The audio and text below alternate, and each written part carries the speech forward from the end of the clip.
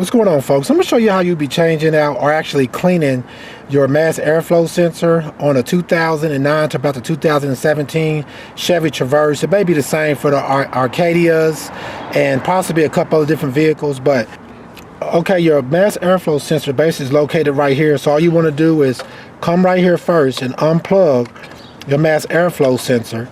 Then you'll have two screws, which will be one right here and you'll have one under the bottom here. This takes like a Torx 27, I believe. You just want to take, I already loosened these up, and take out this screw here. Want to be here, then want to be up underneath here at the bottom down here. You kind of want to make sure that when you're getting this one out that you don't drop it. So I kind of loosen it up, then I'm using my hand. And once you take these two screws out right here, now what you would want to do is come right here. You'll just have a collar that's around it that you would just use just a flathead bit with to unloosen that. And once you got that loose right there, then you should just be able to come right here and pull. See how I pulled that out from there? Then kind of bend it up some, kind of bend it around. And when that's loose like that, you should be able to pull out your mass airflow sensor just like that. And if you look close inside of here, what you want to use now is a mass airflow sensor cleaner. See that little element that's right there? That little element right there. You kind of want to spray that right here. So what you want to do is, hold on.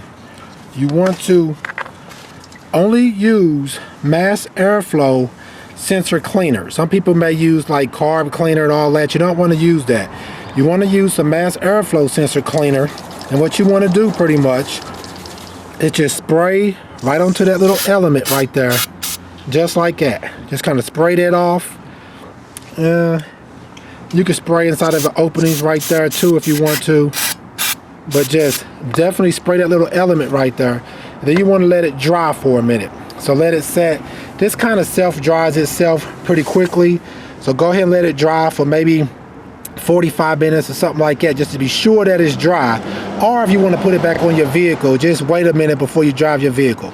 And once you clean your mass airflow sensor, now it's the reverse process. You just want to go ahead and put it back on to your vehicle. You want to make sure this little piece right here, see how that kind of turns? So you want to line that back up with the hose to where your screw is going to go through. Just like that, you got the hose, and you want to go ahead and stick it back into your opening. You may have to kind of play with it a little bit, but you just want to get it right back into your opening,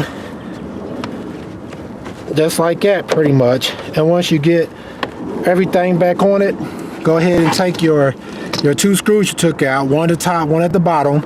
Go ahead and reconnect those two screws and tighten your collar back up, and pretty much you should be good.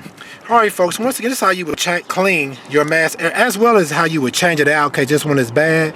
You have to actually change out this whole piece right here. Some of you can just remove the mass airflow sensor from out of the housing, but this one comes in one piece.